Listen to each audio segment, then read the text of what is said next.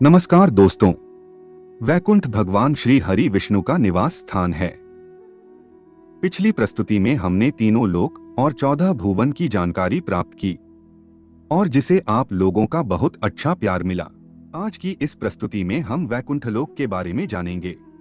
वैकुंठ एक ऐसा दिव्य लोक है जहां गई हुई आत्मा फिर से कभी भी वापस नहीं आ सकती, उसे मोक्ष प्राप्त हो जाता है और इसीलिए पृथ्वी की हर एक आत्मा मोक्ष प्राप्ति के लिए वैकुंठ की कामना करती है। लेकिन हमारे मन में यह सवाल जरूर आता है कि अनंत कोटि ब्रह्मांड में आखिर किस स्थान पर वैकुंठ मौजूद है। अगर आपके मन में भी ऐसी जिज्ञासा है तो इस प्रस्तुति को अंत तक जरूर देखना।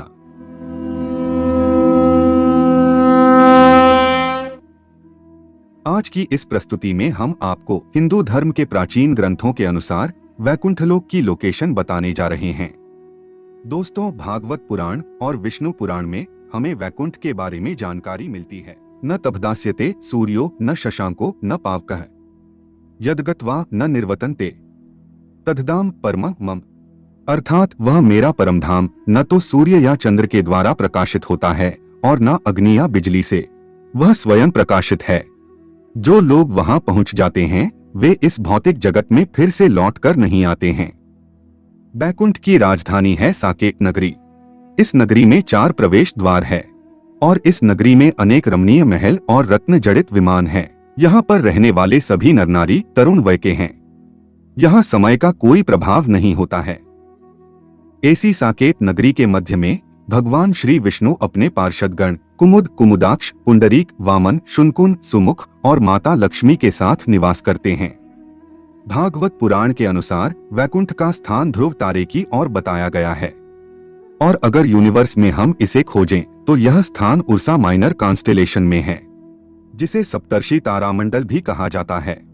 यह कॉन्स्टेलेशन में सूर्य से भी लाखों गुना तेज चांद सितारे मौजूद है। यह कॉन्स्टेलेशन उत्तर की ओर मौजूद है। ध्रुव तारे की पृथ्वी से दूरी 433 प्रकाश वर्ष है। अगर हम इसे किलोमीटर के हिसाब से देखें तो यह होता है 4 पद्म 10 नील 40 खरब किलोमीटर, यानी कि 4 की पीछे 15 शून्य लगाना पड़ेगा।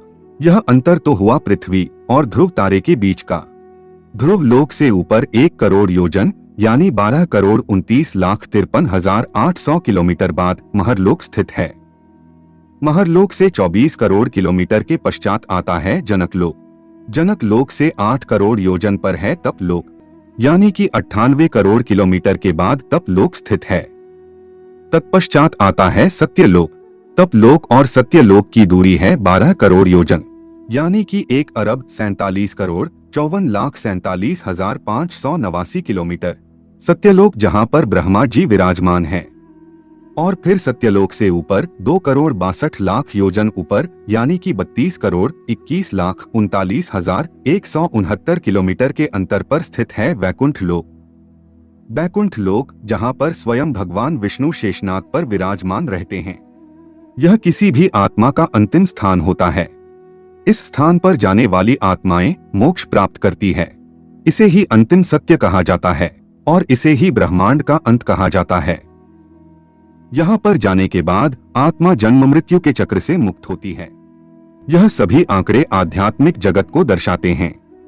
यदि हम धरती से वैकुंठ की दूरी का अनुमान लगाएं तो यह होता है 4 पद्म 10 नील 40 खरब kilometre plus 12 crore 29,53,881 kilometre plus 24 crore 59,07,763 kilometre plus 98 crore 36,31,052 kilometre plus 1 अरब 47 crore 54,46,579 kilometre plus 32 crore 21,39,169 kilometre. इन सभी लोकों की दूरी को मिलाकर होता है 4 पद्म 10 नील 40 खरब 3 अरब 15 करोड़ 78,444 किलोमीटर। यानी आप देख सकते हैं कि कितना दूर है वैकुंठ। अगर हम आज की टेक्नोलॉजी के आधार पर वहां जाने की कोशिश करेंगे तो कितना समय लगेगा इसके बारे में जानते हैं। आज के समय में हम एक स्पेसक्राफ्ट से 39,000 किलोमीटर प्रति घंटे की रफ्तार से अंतरिक्ष में ट्रेवल कर सकते हैं और इसी स्पीड से हम वैकुंठ जाएंगे तो हमें 10,52,30,85,000 घंटे लग सकते हैं। मतलब कि हमें वैकुंठ पहुंचते पहुंचते 12 लाख से भी ज्यादा साल लग सकते हैं। तो दोस्तों, आज की टेक्नोलॉजी से हम वैकुंठ कभी नहीं पहुंच सकते।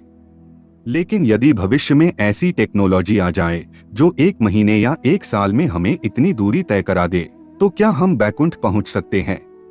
तो इसका जवाब है नहीं, क्योंकि आप स्पीड हासिल करके वहां पहुंच तो जाएंगे, परंतु वैकुंठ आपको दिखाई नहीं देगा, क्योंकि वैकुंठ भौतिक जगत में नहीं है, वह दूसरे आयाम में है। और लंबाई, चौड़ाई, गहराई और टाइम, इस 4 आयामों के अलावा हम इंसानों की पहुंच अभी तक दूसरे आयामों तक नहीं बन पाई है। जिस तरह से हिमालय में भी ज्ञानगंज या सिद्धाश्रम नाम का शहर या आश्रम होने के बावजूद हमें दिखाई नहीं देता है, क्योंकि वह शहर या आश्रम दूसरे आयाम में है। लेकिन वैकुंठ तक हमारी पहुंच बन सकती है, और वह भी आसानी से। और इसके लिए आपको आध्यात्मिक जीवन अपनाना होगा, सत्कर्म करना होगा, और कलयुग में वैकुंठ प्राप्ति के लिए नाम जप, भक्ति और प्रभु भजन को सर्वश्रेष्ठ बताया गया है। आध्यात्मिकता के द्वारा आप दूसरे आयामों में जा सकते हैं, और अध्यात्म ही आपको वैकुंठ की प्राप्ति करवा सकता है। क्या है वैकुंठ लोक में? कैसा दिखाई देता है वैकुंठ लोक?